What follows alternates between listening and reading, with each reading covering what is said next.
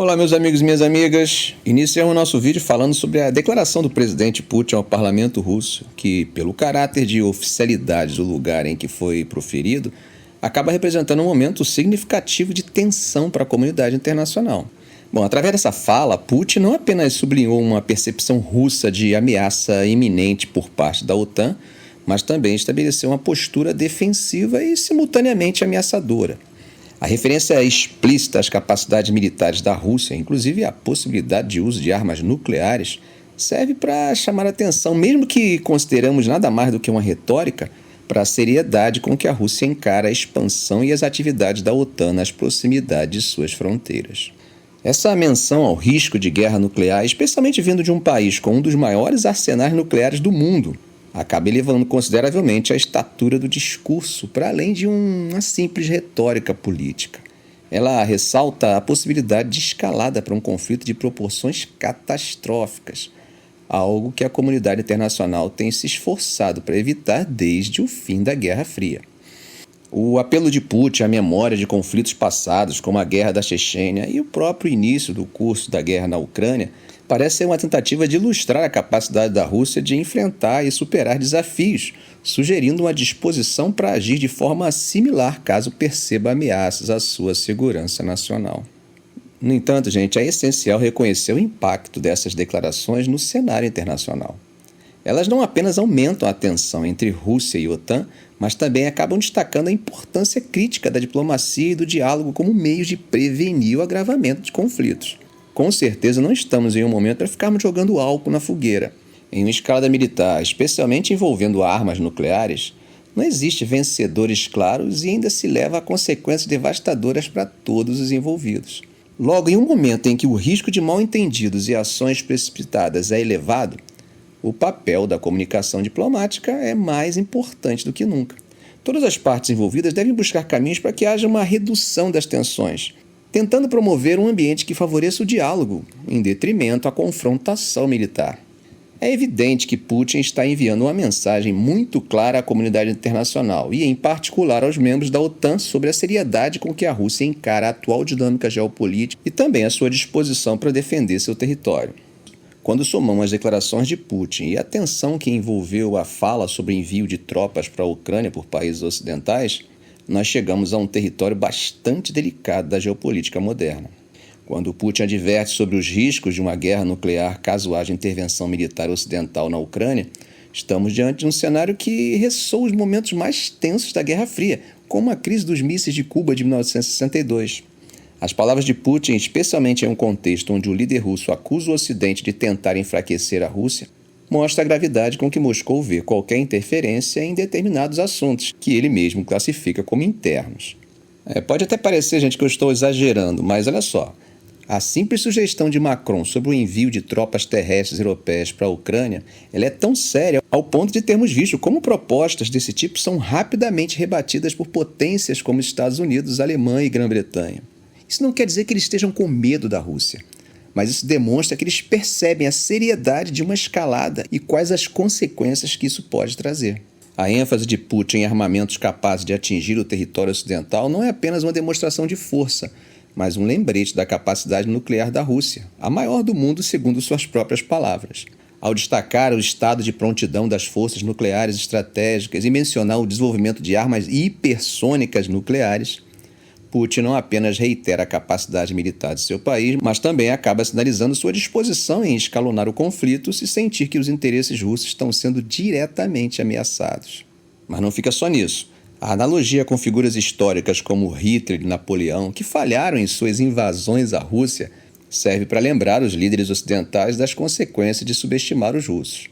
Claro, gente, que nesse ponto trata-se de confrontos com armas tradicionais, e nesse ponto exclusivo podemos até questionar ou não se sua fala reflete de fato uma realidade ou é apenas um discurso como os vários que ouvimos por estadistas que estavam na iminência de serem invadidos. Mas é importante termos noção de que aqui, no entanto, estamos falando de uma potência nuclear. E quando falamos de potência nuclear, não estamos nos referindo à capacidade de guerra sob o ponto de vista das guerras tradicionais, mas de um arsenal nuclear e da capacidade de usá-lo. Mesmo sabendo que essas declarações estão sendo proferidas em um momento crítico para a política interna russa, com Putin prestes a ser reeleito, Elas não são apenas para consumo doméstico. Elas têm o potencial de reconfigurar as relações internacionais e exigem uma análise cuidadosa do equilíbrio de poder, das intenções e das possíveis consequências de um escalonamento militar entre Rússia e as nações ocidentais. Em relação especificamente à guerra na Ucrânia, Vladimir Putin afirmou que as forças russas agora têm iniciativa no campo de batalha na Ucrânia e estão avançando em várias frentes. Putin também falou da necessidade da Rússia fortalecer suas tropas ao longo de suas fronteiras ocidentais com a União Europeia. Isso vem depois que Finlândia e Suécia decidiram aderir à OTAN, que é a aliança militar do Ocidente. Será que ele agora está afirmando que vai se expandir pela Europa? Ele também fez questão de desmentir a ideia de que as forças russas poderiam ir além da Ucrânia e atacar países europeus. E chamou essas sugestões de absurdas. Enfatizou que Moscou não repetirá o erro da União Soviética, permitindo que o Ocidente a arraste para uma corrida armamentista que consumiria uma grande parte do orçamento do país. Eu acho que isso reflete a estratégia de evitar o sobreendividamento e o esforço econômico excessivo que prejudicou a União Soviética no passado. Putin também destacou a importância de desenvolver o complexo de defesa industrial da Rússia de maneira a aumentar o potencial científico, tecnológico e industrial do país. Ou seja, sugere um foco de inovação e desenvolvimento que seja sustentável no setor de defesa, algo importante para a estratégia de longo prazo russa. Sobre as relações internacionais, ele expressou a abertura de Moscou para discussões sobre a estabilidade estratégica nuclear com os Estados Unidos. No entanto, ele disse que Washington não tem um interesse genuíno nessa conversa e que foca mais em fazer alegações falsas sobre os supostos objetivos de Moscou. Claro que ele criticou as acusações infundadas contra a Rússia como a alegação de que o país planeja implantar armas nucleares no espaço, chamando essas alegações de estratégias para forçar negociações em termos que beneficiariam apenas os Estados Unidos. Ele também não deixou de comentar sobre a política interna dos Estados Unidos, sugerindo que às vésperas da eleição presidencial americana, há um desejo de mostrar que os Estados Unidos ainda dominam o cenário mundial. Gente, mas enquanto tudo isso acontece, a Transnistria, aquela região separatista da Moldávia, aparece nas notícias a partir de um pedido de ajuda à Rússia, feito em um congresso, afirmando que tem sofrido pressão da Moldávia e que precisam da ajuda de Moscou. Nós já falamos no canal, mas para quem não conhece, a Transnistria é aquela faixa de terra que há décadas é um ponto de tensão na Europa, com grupos separatistas pró-russos e que abrigam tropas russas desde o conflito de 1992. No entanto, a situação só se complicou mesmo depois da invasão russa da Ucrânia em 2022. As relações entre Moldávia e Rússia, que já estavam tensas, acabaram se deteriorando ainda mais à medida que o governo de Chisinau adotou uma postura pró-europeia acusando Moscou de tentativas de desestabilização. A presidente da Moldávia, Maia Sandu, presente ao encontro de países do Sudeste Europeu na Albânia, reafirmou o compromisso de seu governo com uma resolução pacífica para o conflito na Transnistria e mencionou pequenos passos para a reintegração econômica do país. Isso acabou resultando em uma conversa entre ela e o presidente ucraniano Volodymyr Zelensky, onde eles discutiram os esforços russos para desestabilizar a região. Claro que o Ministério das Relações Exteriores da Ucrânia acabou demonstrando que tem um papel ativo no processo de resolução da Transnistria e, é claro, pediu a retirada rápida das tropas russas. Enquanto isso, um vice-primeiro-ministro moldavo chamou o Congresso de um evento de propaganda, argumentando que a integração da Moldávia à União Europeia beneficiaria todos os cidadãos, incluindo aqueles na região separatista. E os Estados Unidos, será que se manifestaram sobre a situação? A posição dos Estados Unidos vem por meio da declaração do Departamento de Estado, que afirma dar total apoio à soberania e integridade territorial da Moldávia. Claro que eles veem a situação como um espaço de atuação da Rússia na região, o que refletiria o papel cada vez mais agressivo da Rússia na Europa. A tensão na área não é apenas uma remanescente da desintegração da União Soviética, mas também um ponto de atrito nas relações entre a Rússia e o Ocidente. O comentário do Ministério das Relações Exteriores da Rússia, destacando a defesa dos interesses dos cidadãos da Transnistria como uma prioridade, acaba sinalizando a posição russa de envolvimento e influência na região. A revisão cuidadosa do pedido de ajuda, conforme mencionado, pode ser vista como uma tentativa de equilibrar os interesses geopolíticos com os direitos e necessidades da população local. E enquanto tudo isso acontece, surgem notícias de que as forças ucranianas derrubaram 3 caças Su-34 russos.